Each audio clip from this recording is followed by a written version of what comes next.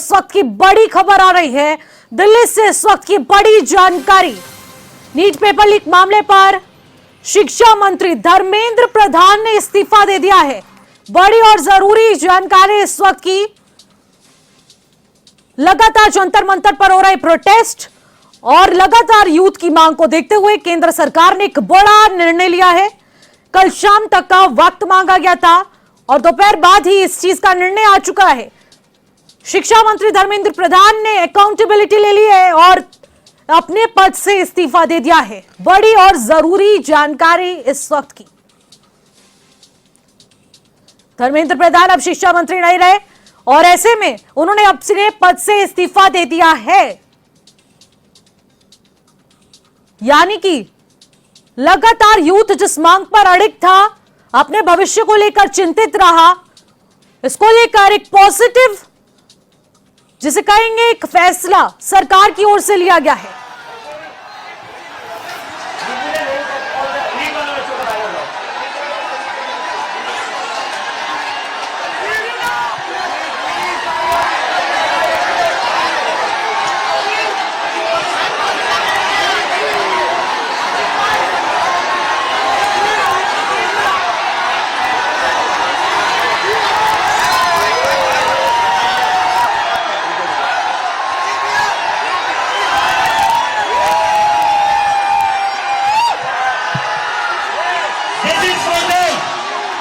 ये उन सभी बच्चों के लिए जिनकी जिंदगी धर्मेंद्र प्रधान ने लिए थे। प्रदीप मेघवाल, ऋतिक मिश्रा, सिद्धार्थ हेगड़े, भाग्यश्री, अंशिका पांडे, उमेश वाली, रेणु मीणा, रिया कुमारी थापा, शिवानी यादव, अनु गिरना, तहान पटेल, आकांक्षा चतुर्वेदी, रीमा बेगम, मैथिली अशोक सोनवणे, अवंतिका मौर्य, जतिन कुमार, गोपिका, शेख सना, वेत्तियानंदम, ये वो बच्चे हैं जिनको आज न्याय मिला है। मैं चाहता हूं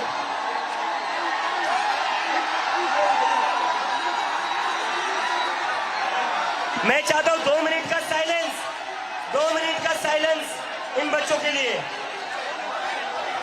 2 मिनट का साइलेंस इन बच्चों के लिए।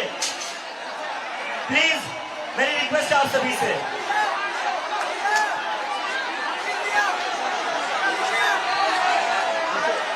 नीचे नीचे नीचे नीचे नीचे 2 मिनट का साइलेंस।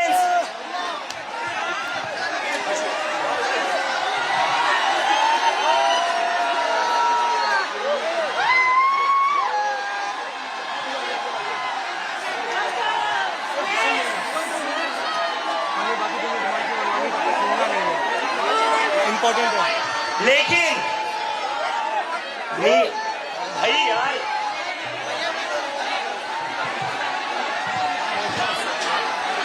ये टूट जाएगा, इनको बोलिए बैरिकेड से दूर पीछे हटिए, सारे लोग पीछे हटिए, पीछे हटिए, बैरिकेड गिर जाएंगे, पीछे हटिए प्लीज, पीछे हटिए, बैरिकेड से पीछे हटिए, बैरिकेड से पीछे हटिए।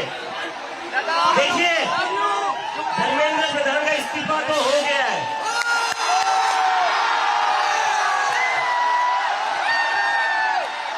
और ये इस्तीफा गवाह इस बात का, अगर आप लोग डरेंगे नहीं, अगर आप लोग इस सरकार के सामने झुकेंगे नहीं। वहीं इस खबर पर ज्यादा जानकारी के साथ रिया राय हमारे संवाददाता हमारे साथ सीधे जुड़ रही हैं। रिया, आखिरकार क्या कुछ अपडेट है? शिक्षा मंत्री ने आखिरकार इनकी मांगों को मान ही लिया, अपने पद से इस्तीफा दे दिया है। बिल्कुल, देखिए जिस तरह से जो छात्र हैं वो लगातार इस मांग को लेकर जुटे हुए थे कि जब तक जो इस्तीफा है वो मंजूर नहीं होगा तब तक जो ये आंदोलन है वो जारी रहेगा। हाँ। और कई सारी ऐसी प्रमुख मांगे हैं जिन्हें सरकार की तरफ से माना भी गया था, जिसमें मुआवजे की बात हुई थी और जो शिक्षा विभाग है उसकी नीति को ठीक करने की बात हुई थी और जो लापरवाही लगातार नीट पेपर परीक्षाओं में देखी जा रही थी उसको लेकर भी बात की गई थी। और खुद जो देश के प्रधानमंत्री नरेंद्र मोदी हैं, उन्होंने इस बात का जिक्र भी किया था कि पेपर लीक को लेकर एक जो बिल है वो लेकर आने वाले हैं और सोमवार का दिन बताया गया था सदन के अंदर जब उसको लेकर आना है।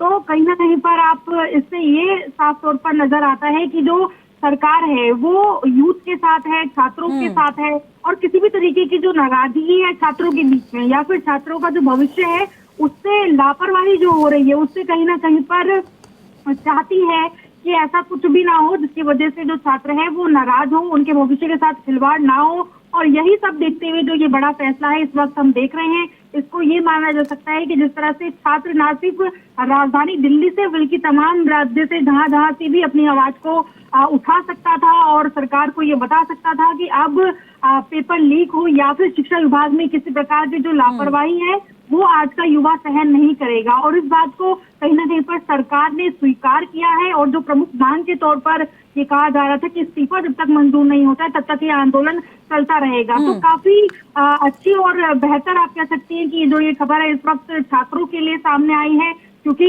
ना सिर्फ जो भारतीय जनता पार्टी उन्होंने बल्कि जो पूरी सरकार है उसने कहीं ना कहीं पर छात्रों का सहयोग जो है वो बिल्कुल रिया, देखिए पॉजिटिव रिव्यू रहा है और इन 3 मांगों पर सरकार भी पूरी तरह से यहाँ पर पॉजिटिव रही है।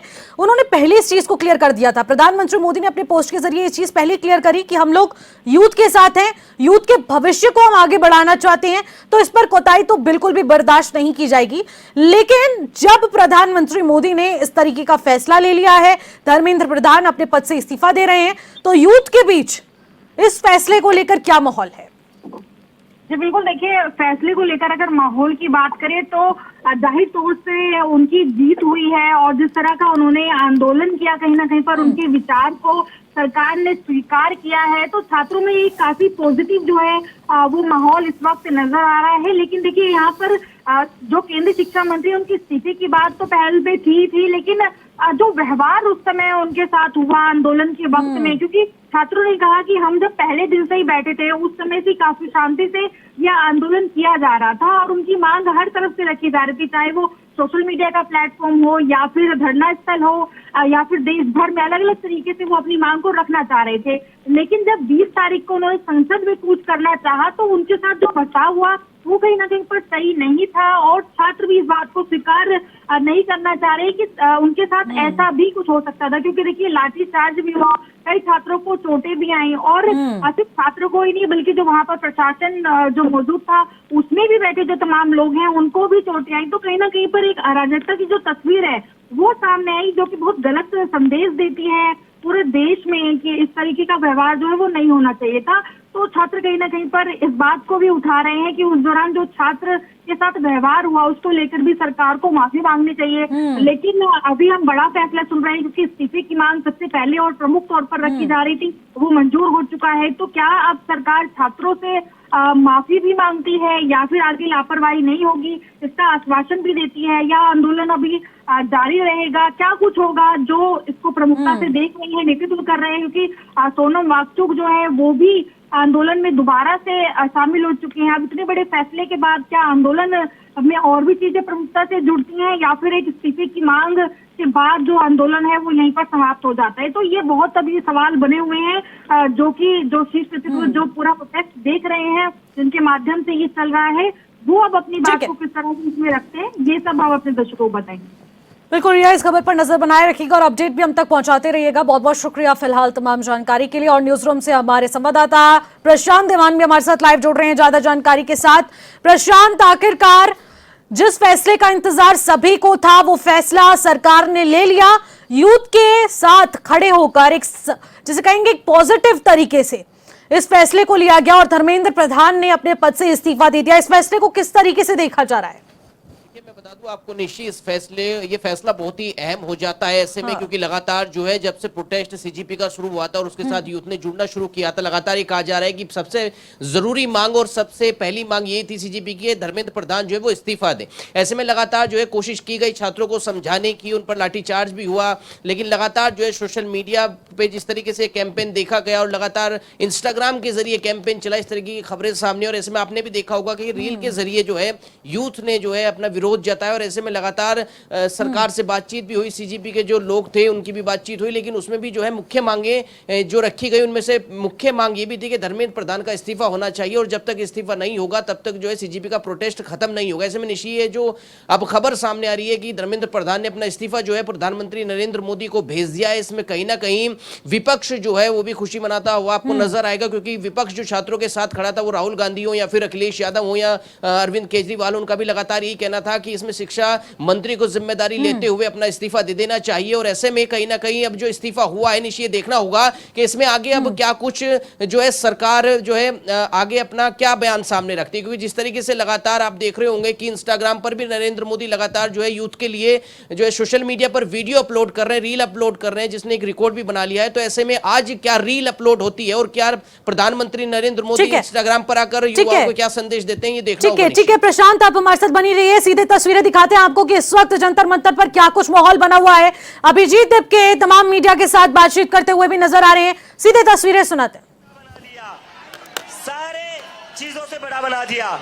जब आप एक इंसान को मुद्दे से बड़ा बनाते, इंस्टीट्यूशन से बड़ा बनाते, संविधान से बड़ा बनाते, तो वो इंसान देश का कबाड़ा ही करेगा। तो मुझे कोई भी हीरो नहीं बनाएगा। नारे लगेंगे भारत माता की जय के, भारत माता की, भारत माता की, इनकलाब, इनकलाब, वंदे वंदे, जय जय जय जय जय भीम, जय जय जय जय जय भीम, जय जय जय जय जय भीम।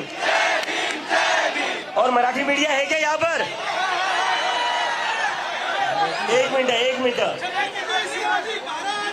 जय। आणि चुकीच्या माणसासोबत पंगा घेतला होता। मराठी मॉडेल पण वाकणार नाही, मॉडेल पण वाकणार नाही। ये क्यों लड़की चुप हुई है?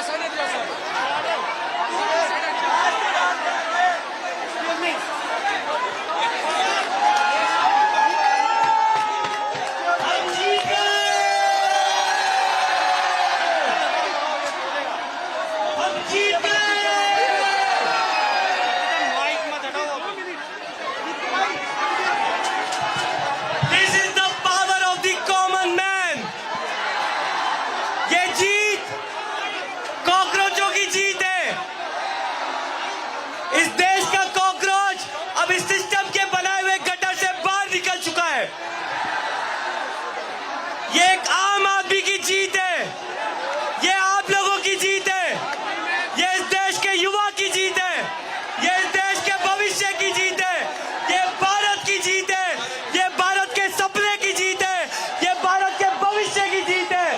भारत माता की, भारत माता की, इनकलाब, इनकलाब, इनकलाब। आप लोगों ने आज साबित कर दिया है कि ये देश किसी के मन से नहीं, ये देश संविधान से चलेगा।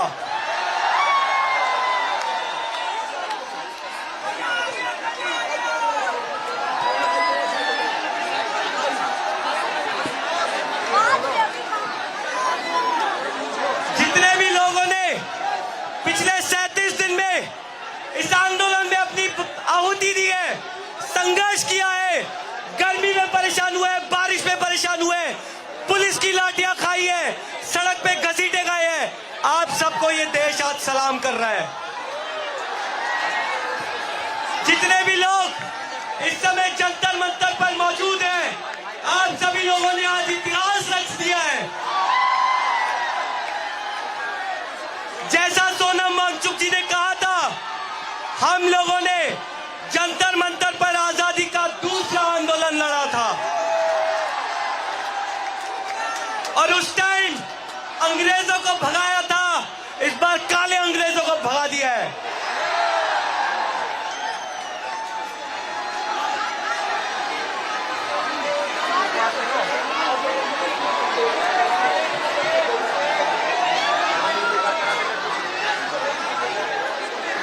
सब है साथ में, सब है साथ।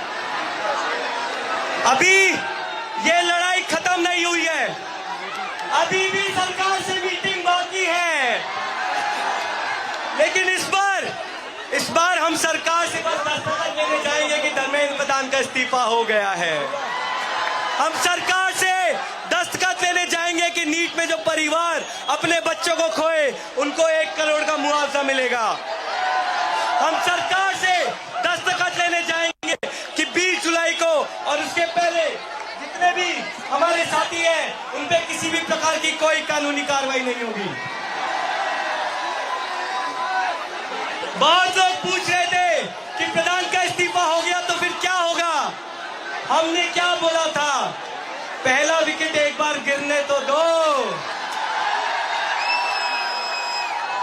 ये आंदोलन अभी खत्म नहीं हुआ है, ये आंदोलन अभी शुरू हुआ है मेरे साथियों। जब तक इस देश की शिक्षा व्यवस्था को नहीं तो इसी खबर पर बातचीत के लिए हमारे साथ सचिन गुप्ता भारतीय जनता पार्टी के प्रवक्ता जुड़ रहे हैं, उनसे बातचीत करते हैं। सचिन जी, आखिरकार सरकार ने सकारात्मक रुख अपना ही लिया, यूथ की बात सुनी, भविष्य को ध्यान में रखते हुए एक अहम फैसला लिया है, कैसे देख रहे हैं इस फैसले को? रूप से भारतीय जनता पार्टी की नरेंद्र मोदी जी चलने वाली सरकार जो है युवाओं के हित के लिए हमेशा जो है सकारात्मक रुख अपनाती है और सदैव जो है युवाओं के हित के लिए फैसले लेती है। नीट प्रकरण में पहले ही दिन से जो है सरकार का जो है रवैया बहुत ही जो है सकारात्मक रहा है और सरकार ने पहले दिन से जो है इसमें ठोस कार्रवाई करनी शुरू कर दी थी। जो दोषी थे उनको भी जेल में भेजने का काम किया, फास्ट ट्रैक कोर्ट बनाने का, नियम बनाने का काम जो है मोदी सरकार ने किया है। और आज भी अगर जो है माननीय धर्मेंद्र प्रधान जी का इस्तीफा हुआ तो निश्चित रूप से जो है युवाओं के मन की बात को रखते हुए, युवाओं के मन की बात को पढ़ने वाले जो है देश के प्रधानमंत्री नरेंद्र मोदी जी ने जो है ये निर्णय लिया है। निश्चित रूप से मुझे लगता है कि जो देश का युवा है वो आश्वस्त भी होगा। और मैं ये आग्रह भी करना चाहूंगा आज HNN न्यूज चैनल के माध्यम से कि देश के युवा के साथ जो है आज भारतीय जनता पार्टी की नरेंद्र मोदी की सरकार पूरे डट के खड़ी है, लेकिन वो बहकावे में ना आके राजनीति हथियार न बनते हुए जो है अपने हितों की बात जो है सरकार के सामने सदैव जैसे आज रखी है हमेशा भी भविष्य में रखता है। निश्चित रूप से जो है सरकार उनकी हर समस्या का समाधान भी करेगी और हर विषय पे जो है चर्चा भी करेगी। बिल्कुल, लेकिन आखिरकार इस फैसले के बाद सरकार क्या रुख अपनाने वाली है कि भविष्य में इस तरीके की गलतियां दोबारा ना दोहराई जाएं और इस तरीके के प्रदर्शन भी दोबारा उत्पन्न ना हो? बिल्कुल, आपने देखा है कि नरेंद्र मोदी जी ने जो है इसमें फास्ट ट्रैक कोर्ट की व्यवस्था बनाई है और जल्द से जल्द जो है इसमें सख्त कानून भी जो है सरकार लेकर आ रही है और इसी जो है लोकसभा में जो है मुझे लगता है कि शायद वो बिल आएगा भी और पारित भी होगा। तो निश्चित रूप से भविष्य में इस प्रकार की घटना ना हो, युवाओं के साथ, बच्चों के साथ जो है उनके भविष्य के साथ खिलवाड़ ना हो, इस प्रकार की पेपर जो लीक होते हैं ये प्रकरण भविष्य में ना आ पाए, इसके लिए सरकार जो है पूरे ठोस कदम उठा रही है और मुझे लगता है कि शायद भविष्य में इस प्रकार का प्रकरण दोबारा नहीं होगा। ठीक है, तो यानी कि बच्चों के भविष्य और बच्चों के सकारात्मक रुख को अपनाते हुए इस फैसले को लिया गया और इसका सभी पार्टी के सदस्य कार्यकर्ता स्वागत करते हैं। और इसको एक तरफ माना जा सकता है कि सरकार हमेशा से युवाओं के साथ रही है और इसीलिए सख्त और सकारात्मक रुख अपनाते हुए धर्मेंद्र प्रधान ने अपने पद से इस्तीफा दिया है। बहुत बहुत शुक्रिया सचिन जी हमारे साथ जुड़ने के लिए।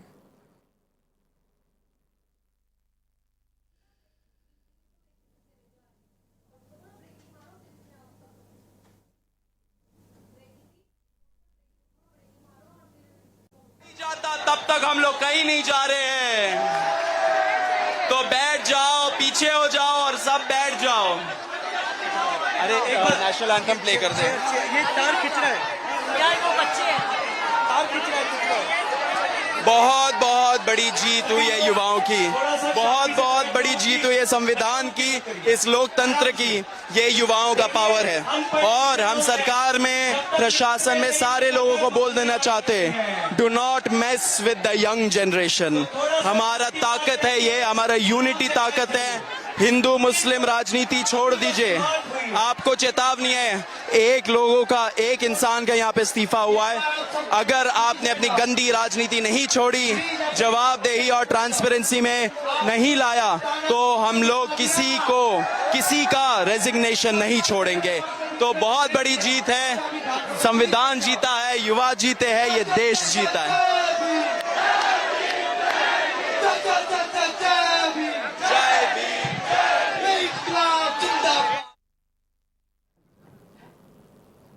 तो वहीं आशीष सैनी कांग्रेस पार्टी के नेता भी हमारे साथ इस वक्त जुड़ रहे हैं, उनसे भी बातचीत कर लेते हैं कि आखिरकार वो इस फैसले को किस तरीके से देख रहे हैं।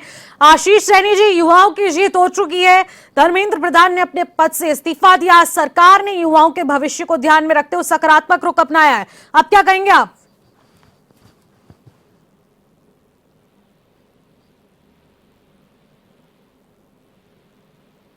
आशीष जी, आवाज मिल पा रही है मेरी?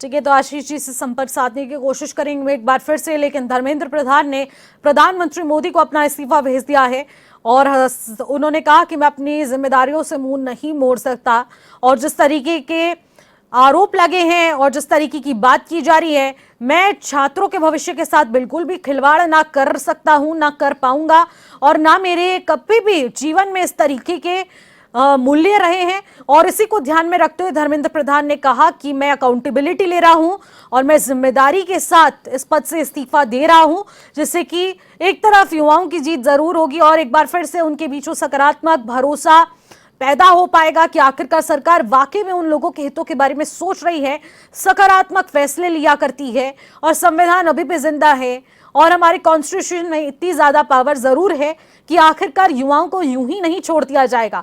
और इसी को ध्यान में रखते हुए इस्तीफा कबूलने को लेकर अब यह बातचीत चल रही है। तो ऐसे में धर्मेंद्र प्रधान ने प्रधानमंत्री मोदी को इस्तीफा जरूर भेज दिया है।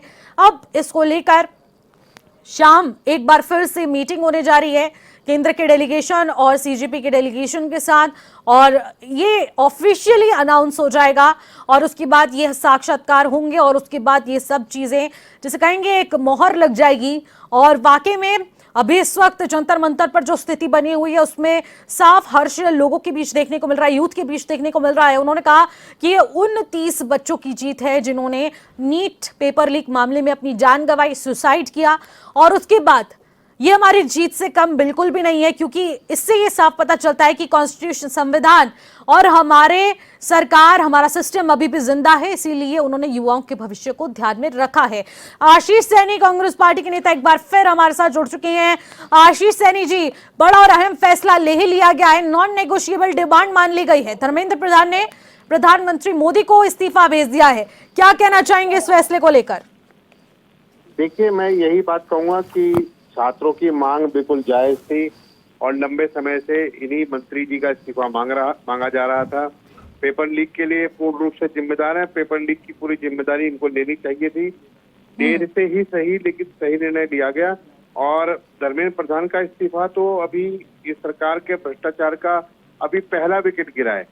अभी देश के लोगों को अभी पेट्रोल और में एथेनॉल की मिलावट और तमाम तरह के भ्रष्टाचार से, विदेश नीति पर, देश की टूटती हुई अर्थव्यवस्था पर और विशेष रूप से पूरे देश में जिस प्रकार से भारत के जो लोग हैं उनके कारोबार पर असर पड़ रहा है, ईरान वाले मामले में जिस प्रकार भाजपा की दोगली नीति सामने आई, मैं स्पष्ट रूप से कहूंगा कि विदेश नीति हो, अर्थनीति हो, निर्माण हो या किसी भी क्षेत्र में हो, जहां जहां रेलवे मंत्री का तो इस्तीफा मैं बताना ही थोड़ा सा देर कर दी, रेल के भी मामले में हो, तो जहां जहां गड़बड़ी है, जिस मंत्री ने, लेकिन आशीष जी, धर्मेंद्र प्रधान अकाउंटेबिलिटी ले रहे हैं, जिम्मेदारी से इस्तीफा दे दिया उन्होंने, लेकिन अब अगर आपकी लाइन में और भी लिस्ट में केंद्रीय मंत्री शामिल होंगे और इस तरीके से प्रोटेस्ट की आप लोग बात करके इस्तीफे मांगेंगे, तो ऐसे तो सरकार नहीं चलेगी ना, ऐसे तो देश चल ही नहीं पाएगा।